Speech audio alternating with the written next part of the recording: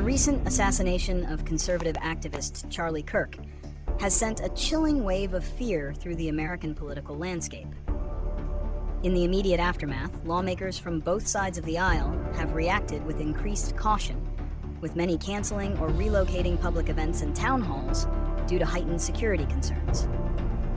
This widespread response reflects a sobering reality. Political violence is becoming a normalized feature of public life, and the safety of elected officials and public figures is under unprecedented threat.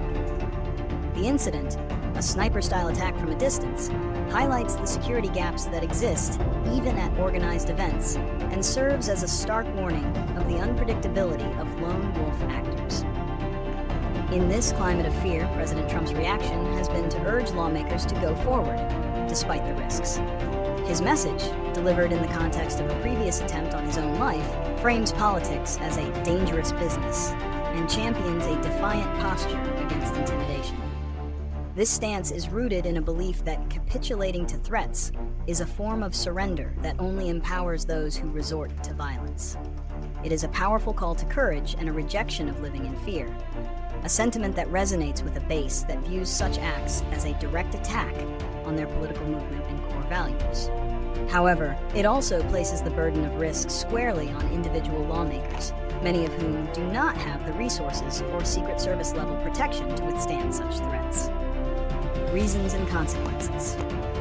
The assassination of Charlie Kirk and the broader rise in political violence is not an isolated event, but a consequence of a deeply polarized and inflamed political environment. The reasons for this escalation are multifaceted. First, political rhetoric from all sides has become increasingly inflammatory and dehumanizing. The demonization of political opponents as enemies, traitors, fascists creates a permission structure for violence in the minds of a small but dangerous minority. When leaders fail to draw clear lines between rhetorical and physical violence, it can blur the boundaries for those on the fringes. Second, the widespread availability of high-powered firearms makes it easier for individuals to carry out deadly attacks, as evidenced by the method used in the Kirk assassination. Finally, the role of social media and online disinformation cannot be overstated. These platforms act as echo chambers that amplify extreme viewpoints, foster conspiracy theories, and, as Utah's governor noted, can be manipulated by foreign adversaries to incite and encourage violence. The consequences of this trend are grave. The most immediate and tragic is the loss of life and the physical and emotional trauma inflicted upon victims and their families. Beyond that, a culture of political violence erodes the foundations of democracy itself. When public debate becomes a matter of physical danger, it discourages individuals from engaging in political discourse, running for office, or even attending rallies. This chilling effect can lead to a shrinking of public engagement and a decline in the quality of civil discourse. It also creates a self-reinforcing spiral. As political figures feel more threatened, they may retreat from public spaces, which in turn reinforces the perception that they are inaccessible and out of touch, further fueling public distrust and anger.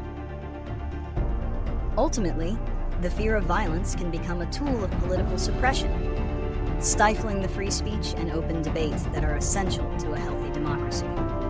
Predictions and solutions. Without a significant shift in political behavior and societal norms, the future appears to be one of continued risk. We can predict that political figures will increasingly rely on private security details, public events will become more heavily fortified, and the digital sphere will become an even more crucial battleground for political messaging. This will create a two-tiered system where only well-funded candidates can afford the necessary security to operate in public, potentially disenfranchising grassroots and lower-profile individuals who wish to serve. Furthermore, the assassination of a figure like Kirk could inspire retaliatory violence, sparking a dangerous cycle of attacks from both the right and the left. However, this trajectory is not inevitable. Several solutions can be implemented to mitigate the risk and begin to heal the political divide. First, political leaders must take a firm and unequivocal stand against all forms of political violence, regardless of its source.